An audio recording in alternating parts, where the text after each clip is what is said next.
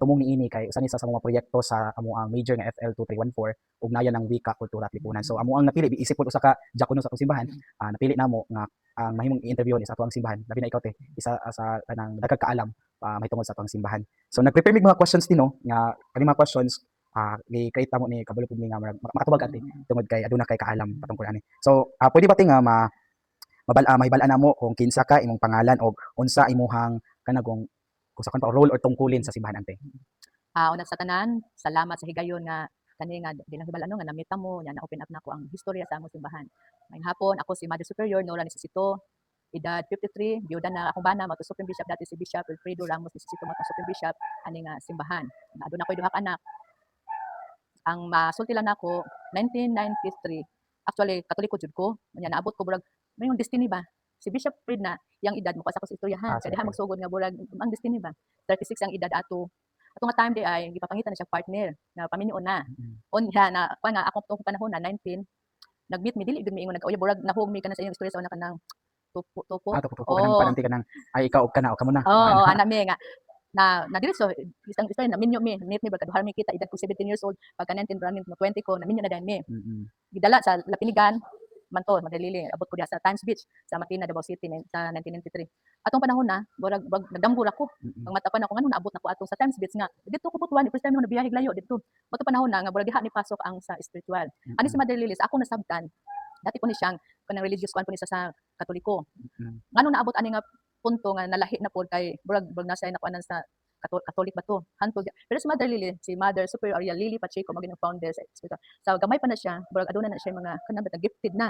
Makakita siya mga dili ordinaryo, makahimo po siya og kanang kubuta nga dili magkaya sa usa ka tao. Natural lang te. Natural lang. Obrang nana siya kung kitawag nila kanang mga gabay, mo na. Mga giya. O mga giya.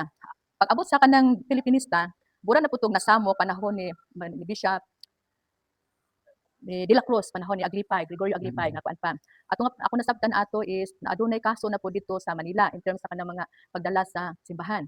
Unya dito na nagsugod nga adunay mga amutan ang mga membro which is kanang ingon nila peace kadad. Gipangulitahan na ang mga membro peace kadad. Peace kadad kay piso kada adlaw. So ang peace kadad is piso kada adlaw nga moamot ang mga membro para sa kaso dito sa Manila sa simbahan. Moto ningon na po si Mother Lily na pod sa guide na pod.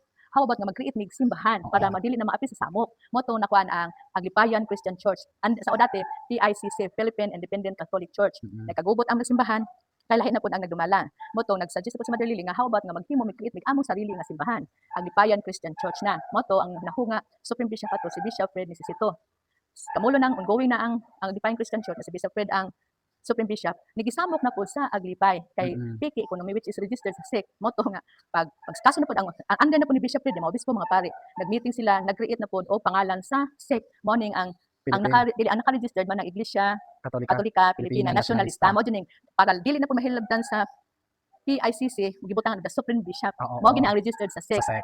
The Supreme Bishop of Iglesia Katolika Pilipina Nationalista. Gi-shortcut na lang ng PNCC para burag dali ra makuanan sa tao. Pero ang registered ko tong the Supreme Bishop. O man ni pangitan nato sa SEC, kato ang naka-register. Man ang PNCC kay para lang dali litukon. O pero kato gid ang right nga. Ang naka-register gid nato is the Supreme Bishop Iglesia Katolika Pilipina Nationalista. Mo gina registered sa SEC. Mo na siya. Tapos ang ato na pagkapatay na po ni Bishop Fred, mo nag-election na po ang mga obispo. Mo na po sa Bishop Noel Verde Blanco ang Supreme Bishop sa karon. Pero ang patong English Supreme Bishop na registered to 2007. Di grabe ang kaso kaniadto mo nang makita nga dugay ang development sa simbahan kay naka-focus sa kaso sa simbahan. O at least karon ato na mao na nga si Supreme Bishop Noel Verde Blanco siya na nagdala. Pero aside ana sa man na bilang sikta nga dili ta nang ingon nila nga kulto. Ako ba nga tagpe kulto kay dili sila rehistrado sa SEC. Kita registered ta mo nang legal ta. Pero sa ako nakita ani nga pagtulon-an ni Mother Lily, dito na ko nasabtan nga dili lang di ay nga nagtao ta nga aduna ta relihiyon. Ang naamis lang ginako kay aside ani bro nay mga sekreto nga mga papaano si Mother Lily magugani ato ang focus niya papaano mapataas ang kinabuhi sa tao.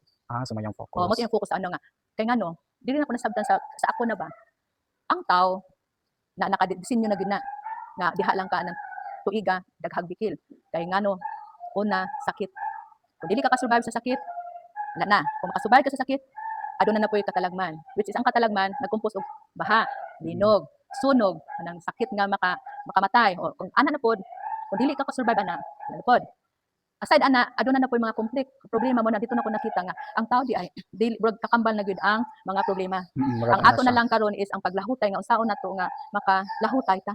Mo nang akong ang nasunod ako ni Mother Lily sa una, bisag masakit ka, bisag na yung mga katalagman mo abot, makabantay ka kay ngano aduna may mga gitawag og damgo, signal, balita mo na focus ko ni Mother Lily nga kami nga mga membro gitagaan niya og naman kita matag isa nato naagit tay kanang ginatawag nila og sa spiritual bitaw nga kanang Abyan.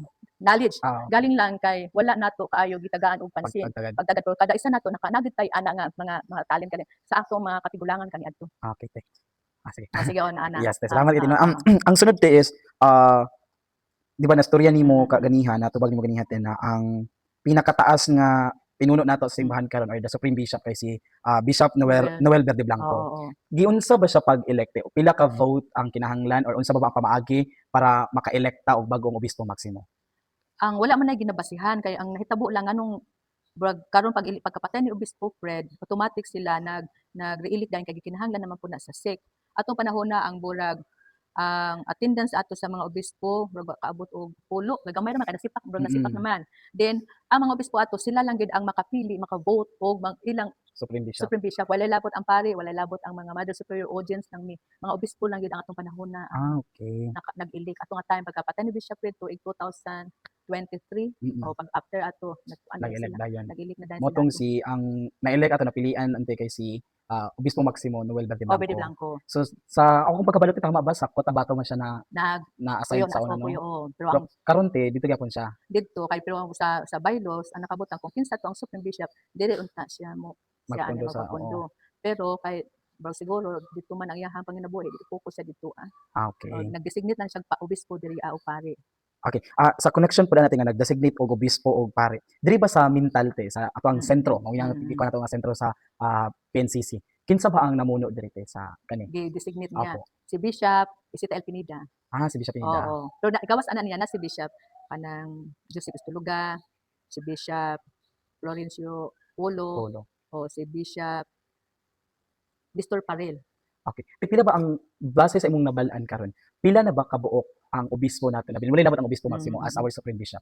Ano lang si Bishop Isita El Pineda, Bishop Joseph Estuluga, Bishop Florencio Polo, Bishop Nestor Paril, upat na lang ang Bishop Manggubat. Manggubat. Oo, Alfredo Manggubat. Lima sila. Pero pila gina sa una te? Sa una, sa kang Obispo Fred pa, daghan man to. Nabang nga mata na po, ana ba? Si Bishop Palomil, tama ba? Masakit pa to, bedridden na to. Bishop Ah, Carlito Palomilio oo. to asa sa Sigaboy pero bedridden na po. Masakit to Sa na. Katigwangon oo, po siya oo, tino.